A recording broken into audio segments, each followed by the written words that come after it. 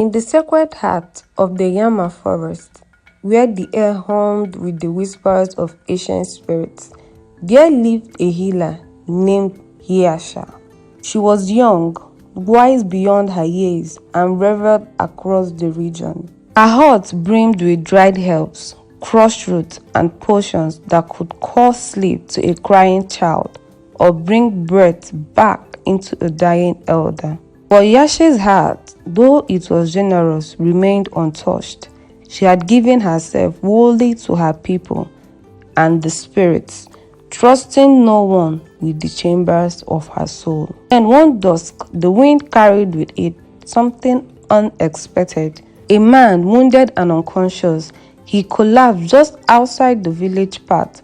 His body was limbed and wrapped in a worn traveler's cloak. Nyasha rushed to him, ignoring the soft warnings that rustled through the trees. His name was Jabari, and his eyes held shadows of pain. He remembered little or claimed to. Nyasha treated him, wrapped his wounds in leaves of healing, and let him rest beneath her roof. The forest spirits whispered caution in her ear, but she hushed them with compassion. Weeks passed. Jabari stayed with her.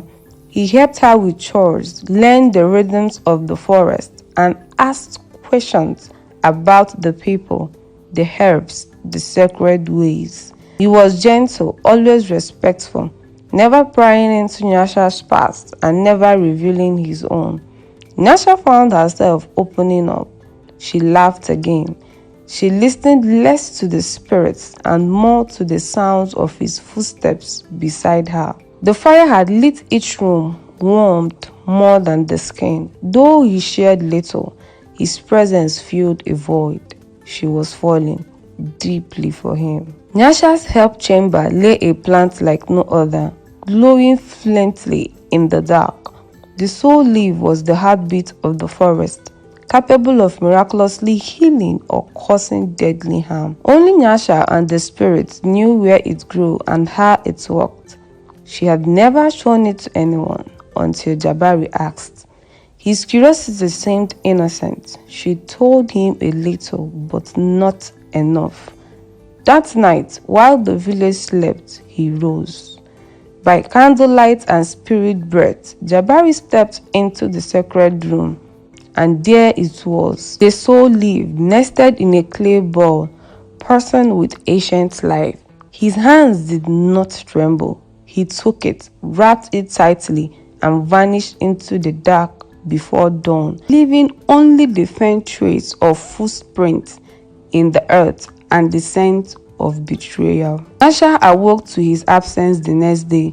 The Soulleaf was gone, and so was Jabari. Her heart tightened as the truth sank in. He didn't come for healing, he had come for power. The villagers began to murmur. Their eyes turned weary. She trusted him. She let him into the sacred chamber. She disobeyed the spirits. But no words could wound her more than her own heart's voice. She had given him her trust, and he had stolen not only her sacred herb, but her peace. The village where children laughed and elders shared stories now turned silent. Nyasha moved through it like a ghost. She could not bring herself to blame the others. She had opened the door, and in doing so, let darkness in. Her love had turned to ash, her wisdom into doubt. She had fallen for a man whose heart had never belonged to her, and in that fall, something inside her broke and began to reform. Nyasha walked deep into the forest one morning, her staff in her hand, her eyes no longer soft. The betrayer had hardened her, but not into stone, but into something else, into strength. She listened to the spirits again and found new herbs, new ways, deeper power. She was no longer just the healer. She had become the guardian of the forest, of the village, and of herself. Love once made her vulnerable. Now it forged her into a steel wrapped in sleek. Months later, Jabari returned. Thinner, weary, his eyes no longer held mystery, only regret. He stood in the clearing at the forest edge, He spoke no words, none were needed. Nyasha faced him without anger. She had moved beyond that. What had been stolen could never be returned. What had been lost, she found again in herself. She looked him in the eyes and said only this: "What you took, you did not understand. What you left behind, you never deserved." And with that, she turned, the spirit singing quietly in the wind behind her. The village never learned the full truth. They believed Jabari had vanished. They never knew he came back. Nyasha never told them. Some lies, she realized, protect more than they harm. As the healer of Nyama, Nyasha still cured wounds, but she also kept a new vow: to never again let anyone take more than they are willing to offer.